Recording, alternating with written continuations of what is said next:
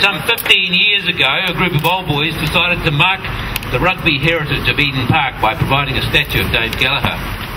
A sculptor prepared a miniature, but the Eden Park interest was not strong, the cost was uncertain and funding was impossible. The idea was shelved until 2006, when I wrote to Rob Fisher of the Eden Park Control Board in anticipation that the redevelopment of Eden Park for the Rugby World Cup would provide the necessary impetus. It did.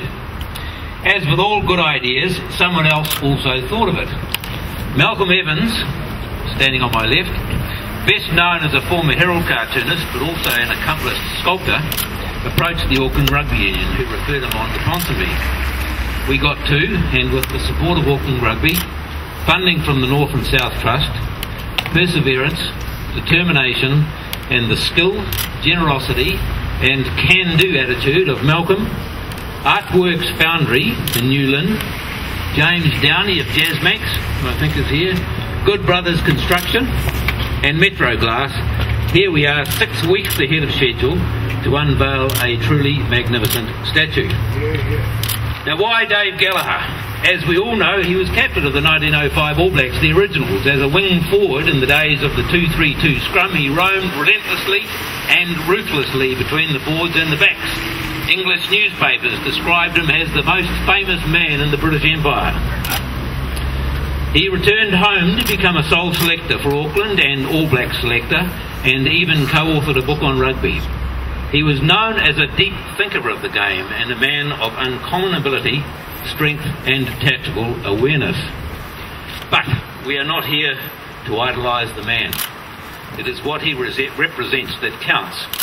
As the inspirational captain of the team that established the All Black brand and set the standard for all to follow, he is rightly described as the father of All Black rugby. As the father of All Black rugby, he symbolises our great rugby heritage. What better way is there to mark that heritage than a statue at our premier rugby venue, splendid indeed for its expansion and renovation for the Rugby World Cup. Why Ponsonby Rugby? Well, we were both born at much the same time, 1874 for us and 1873 for Gallaher. Although Gallaher did not play for Ponsonby until 1896. He started his life in New Zealand in Katikati. Gallaher became known as a true Ponsonby stalwart and rated an entire chapter in the club's 120th anniversary book Passion and Pride by Paul Naser. We also have a special relationship with Eden Park. It was Ponsonby who played the first game of rugby at Eden Park in 1914 against the former City Club. We have contributed substantially to our All Black heritage. Only Otago University has produced more All Blacks than us. We well represent the spirit and strength of grassroots rugby, with 44 teams below secondary school age and 12 above, spread across as wide a socio-economic range as you can imagine. We're a big club.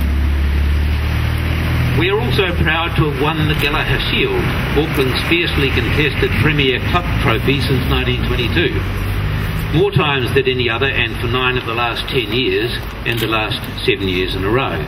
So that's why Ponsonby. Also, we are both known internationally. The French recognise Gallaher by playing for the Gallaher Trophy each time they play the All Blacks in other than World Cup games. The Irish recognise his Irish birthplace at Ramilton. Nearby, in Letterkenny, a relatively new rugby stadium, is named the Dave Gallaher Memorial Park. A few years ago, Ponsonby and Letterkenny Rugby ran a player exchange program with the assistance from the Auckland Supporters Club's Terry Dunleavy and others. Also, Tana Umaga took the 2005 All Blacks to Letterkenny to join in a Gallaher commemorative celebration. Brian B.G. Williams took a 2007 World Cup party to the British War Cemetery at Nine Elms in Belgium, where Gallaher is buried, with his age incorrectly described as 41 years because, moved by the death of his 2 brothers, he had reduced his age by 2 years to be able to enlist.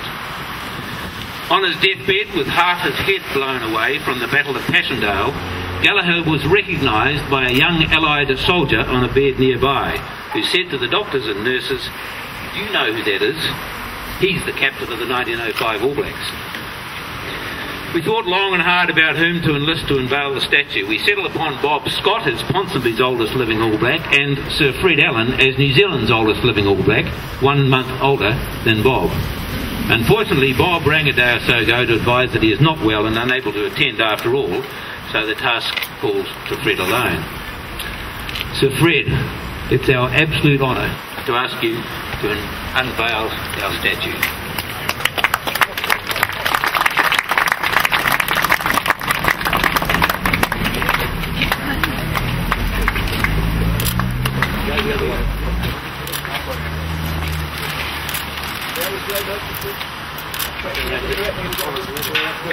Turn around, Fred. Yeah, fantastic.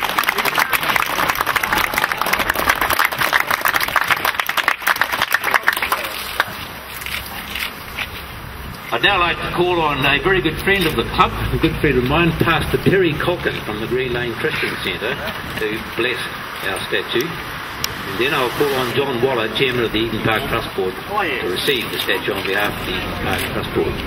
Another one, look here, all those people.